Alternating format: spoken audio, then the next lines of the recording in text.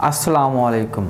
आज़ाद Jammu Kashmir text book board की जानिब से मैं मोहम्मद उस्मान जंजुआ एक मरतबा फिर एक नए मौजू के साथ आपकी खिदमत में हाज़िर हूँ। आज हम जिस मौजू पर गुफ्तगू करेंगे उसका उन्वान है जंग प्लासी के वाक़यात और उसके असरात।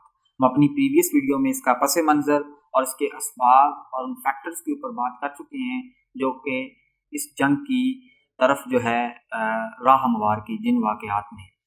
अपनी आज की इस वीडियो में हम बात करेंगे जंग प्लासी के वाक़यात और जंग प्लासी की जंग के बाद इसने क्या असरात जो है बरसगी की तारीख पर मुरतब किए। अजीज़ तलबा तालिबात, जंग का आगाज़ होता है और इब्तदाई मरहलों में हमें ये नज़र आता है कि नवाब सिराजुद्दौला की फ़ौजें बड़ी बहादुरी के साथ लड़ रही हैं और बड़े थोड़े ही अरसे में नवाब सिराजुद्दौला की फ़ौजियों ने जो ब्रिटिश फोर्सेस थी उनको झुकने पर मजबूर कर दिया, उनको पीछे हटने पर मजबूर कर दिया और उनको पसपा कर दिया।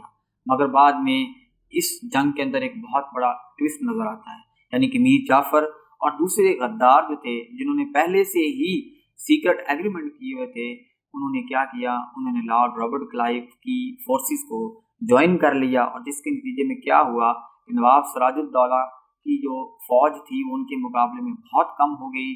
उनके हौसले बहुत पस्त हो गए जब उनको नज़र आया कि उनकी अपनी ही फ़ौज के अंदर से किस तरह गद्दार जो हैं वो ब्रिटिश फोर्सेस के साथ जाके मिल गए। और इसका नतीजा ये निकला कि ना सिर्फ उनके हौसले पस्त हुए, ना सिर्फ उनकी तादाद कम हुई, बल्कि नवाब सिराजुद्दौला की फ़ौज इतनी बड़ी तादाद का मुकाबला ना कर सकी। और ना सिर्फ इसमें नवाब सिराजुद्दौला को बिलाखिर शिकस्त का सामना करना पड़ा, बल्कि बाद में नवाब सिराजुद्दौला को कत्ल भी कर दिया गया।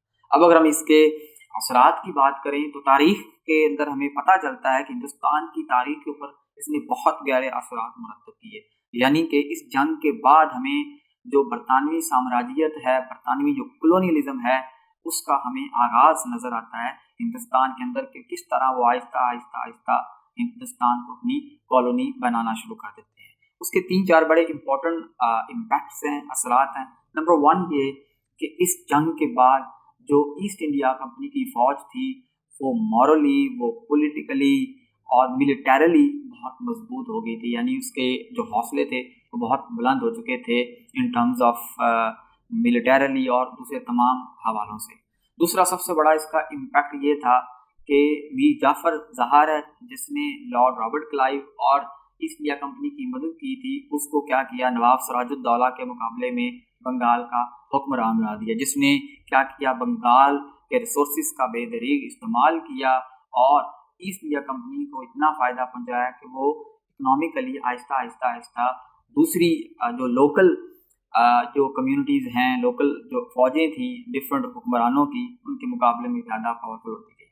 और आखिरी सबसे बड़ा जो इम्पैक्ट हमें नज़र आता है वो ये है कि ईस्ट इंडिया कंपनी ने ना सिर्फ बंगाल तक ही महदूद ना रही, बल्कि इसने दूसरे इलाकों को भी अपनी कॉलोनी बनाने का जो मंसूबा था उस पर काम करना शुरू कर दिया। मुकम्मल तौर पर हमने डिस्कस कर लिया है। इसके बाद हम इंशाल्लाह अपनी नेक्स्ट वीडियो के अंदर जंग बक्सर का जिक्र करेंगे। तब तक के लिए अल्लाह हाफिज़।